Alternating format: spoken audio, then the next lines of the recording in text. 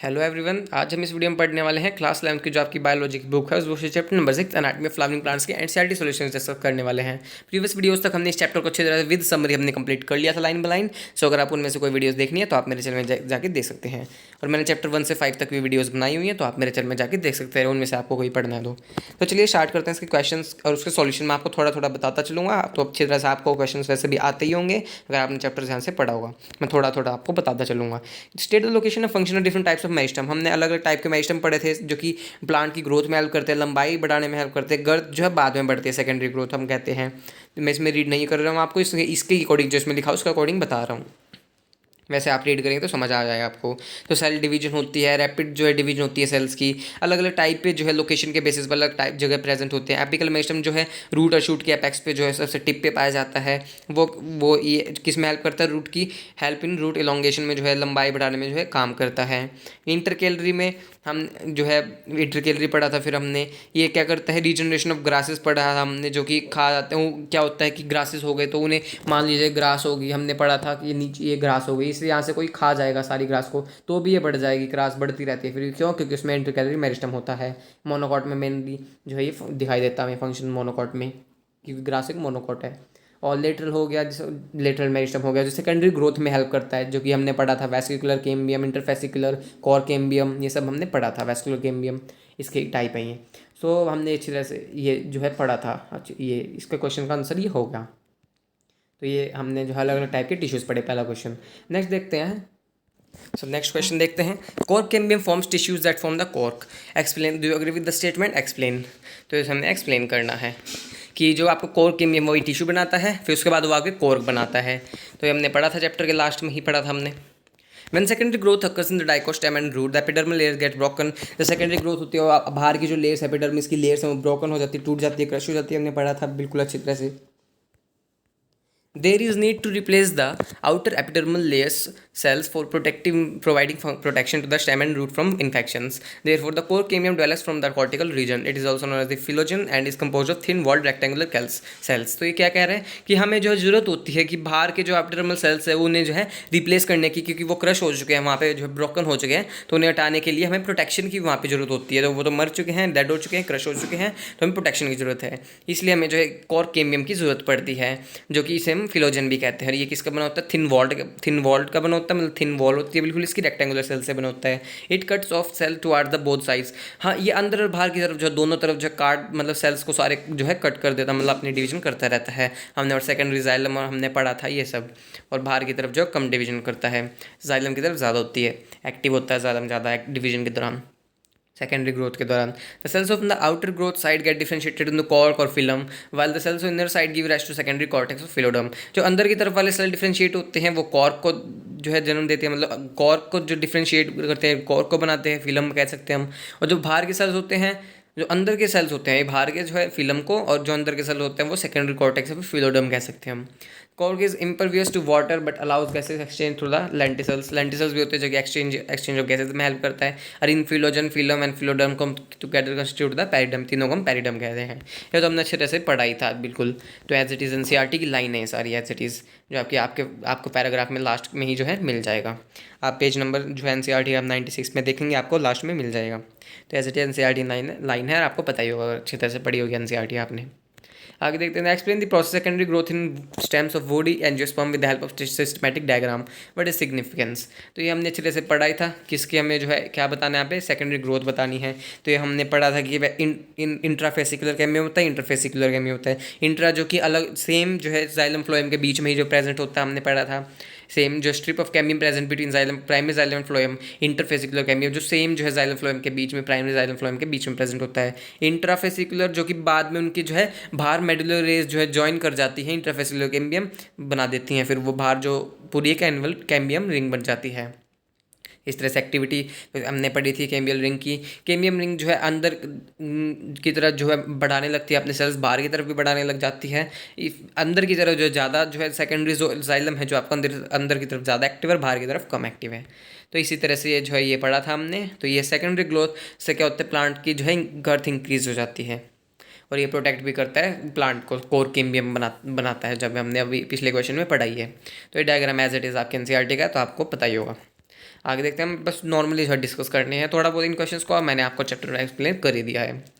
दो illustration to bring out anatomical difference between monocot root, dicot root, monocot stem, dicot stem.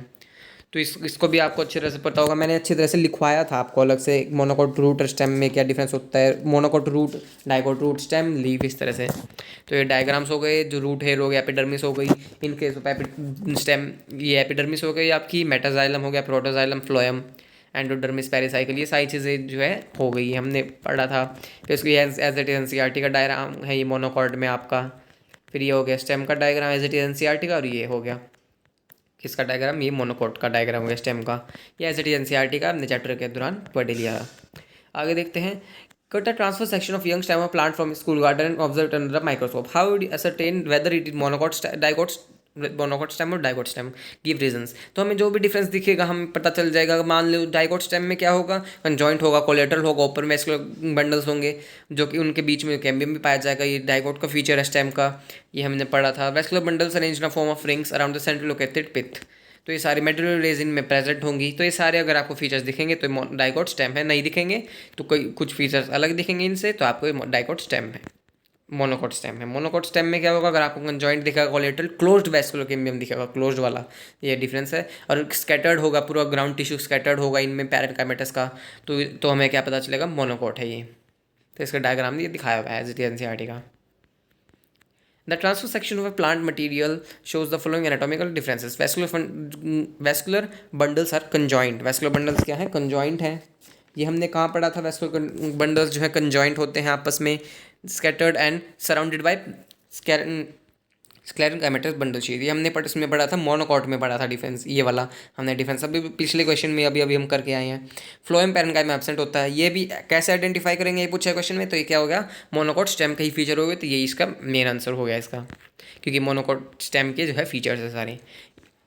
वाइजल and phloem are called complex tissues as they are made of more than one type of cells, क्योंकि एक से ज़्यादा sales के बने होते हैं और जो आपस में जो है काम करते हैं, एक यूनिट बनाते हैं और अपना अलग फंक्शन जो है परफॉर्म करते हैं साथ में, लेकिन अलग अलग फंक्शंस परफॉर्म करते हैं। जाइलम वाटर मिनरल्स का कंडक्शन करता है, इसके अलग अलग टाइप्स हैं, ये अच्छी तरह से हमने पढ़ा ही था। फ्लोएम भी जो है फूड का कंडक्शन करता है, ये अलग अलग टाइप्स है, सीव ट्यूब, कंपेनियन सेल्स, आपस में सिस्टर सेल्स कहते हैं हम इनको, सीव ट्यूब्स एलिमेंट्स और कंपेनियन सेल्स को। क्यों, क्योंकि सीव ट्यूब के पास जो है न्यूक्लियस नहीं होता, इसके कंपेनियन सेल के पास न्यूक्लियस होता है, हमने पढ़ा था। तो आपस में जो है न्यूक्लियस जो है शेयर करते हैं आपस में, न्यूक्लियस इसको कमांड देता है सीव ट्यूब सेल को, कंपेनियन सेल। तो ये हमने अच्छे तरह से पढ़ा था, एज इट इज एनसीईआरटी की लाइन भी लिखी हुई है इसमें। What is stomatal apparatus, explain with help of diagram. Stomata क्या होते हैं, स्मॉल पोर्स होते हैं जो एपिडर्मिस और लीव्स पे प्रेजेंट होते हैं, इसके अलग अलग पार्ट्स होते हैं, सब्सिडरी सेल्स, क्लोरोप्लास्ट होता है इसके पास, स्टोमेटल अपर्चर होता है, गार्ड सेल्स होते हैं इसके पास।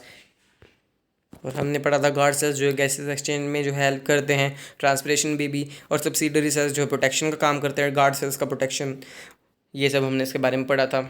नेक्स्ट क्वेश्चन देखते हैं, name the 3 basic system flowering plants, give the tissue names each of them. Tissue system पढ़ा हमने, टिश्यू सिस्टम क्या क्या पढ़ा, एपिडर्मल टिश्यू, ग्राउंड टिश्यू और वेस्कुलर टिश्यू। एपिडर्मल टिश्यू में एपिडर्मिस होता है, ट्राइकोम्स जो कि स्टेम के केस में होते हैं, रूट हेयर जो कि रूट के केस में होते हैं, स्टोमेटा प्रेजेंट होता है, स्टोमेटा हमने अभी ऊपर पढ़ा।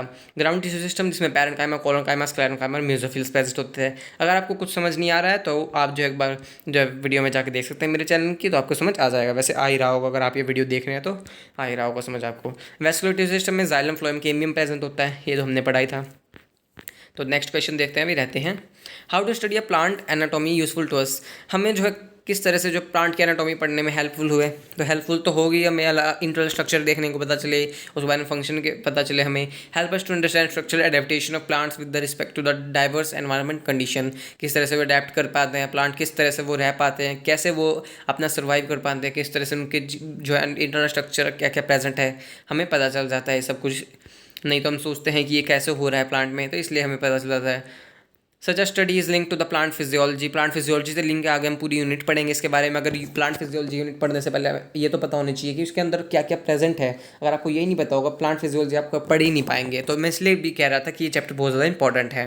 तो ये सब इंपॉर्टेंट ये इसमें, और ये कुछ जो है यूजेस भी हैं हमारे, अलग अलग फाइबर्स हो गए, हमने जो है फ्लोएम फाइबर्स पढ़ा था जो कि जूट हम प्रोवाइड करते हैं, फ्लैक्स प्रोवाइड करते हैं, ये सारे इसके जो है यूज़फुल कमर्शियल प्रोडक्ट्स भी जो है ये देते हैं, यूज़फुल है हमारे लिए।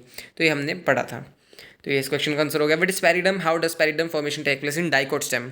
पेरिडम क्या होता है, periderm is compose of phellogen, phellem and phelloderm, ये तीनों को हम मिला के कहते हैं पेरिडम कहते हैं। ये क्वेश्चन तुमने ऊपर भी पढ़ा था ये क्वेश्चन, तो अब आपको समझ आ ही जाएगा। सेकेंडरी ग्रोथ के दौरान जो है ये आउटर मोस्ट जो है एपिडर्मल लेयर है, कॉर्टिकल लेयर है, वो टूट जाती है। कैम्बियम वहाँ पे बिकॉज ऑफ द कैम्बियम की वजह से टूट जाती है। उन्हें रिप्लेस करने के लिए यहाँ पे जो है क्या बनता है, कॉर कैम्बियम बनता है, जिनमें भी क्या बनता है, फिल्म पेरिडम जो है लेयर बन जाती है, इन्हें प्रोटेक्शन क्या काम कराती प्रोटेक्शन के लिए। तो ये सब इसमें लिखा हुआ है। इंटरनल स्ट्रक्चर ऑफ डॉर्सिवेंट्रल लीफ का हमें जो है प्रोवाइड जो है एक्सप्लेन करना है। एपिडर्मिस हो गया जो कि आउटर मोस्ट लेयर रहती है, इसमें एबेक्शियल और एडेक्शियल जो दोनों लोअर और अपर एंड में दोनों में प्रेजेंट होते हैं जो है एपिडर्मिस, इन्हें प्रोटेक्शन का काम करती है। मीजोफिल इनका जो पूरा ग्राउंड टिश्यू है, इनका मीजोफिल जो पूरा ग्राउंड टिश्यू है मीजोफिल इनका।